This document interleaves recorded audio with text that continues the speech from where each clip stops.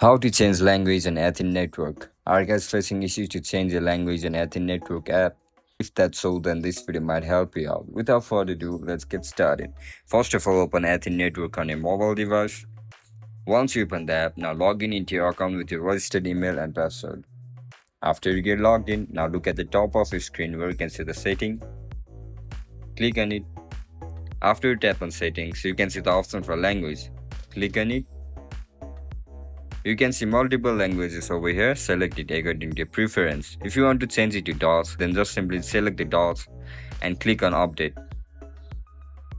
As soon as you click on update, your language will be instantly changed on Athene Network. And that's it, guys. That's how we're gonna change language on Athene Network. If you guys found this video helpful, don't forget to like, share and subscribe to our channel. And if you guys have any issues regarding Athene Network, then make sure to comment down below so that I can help you out.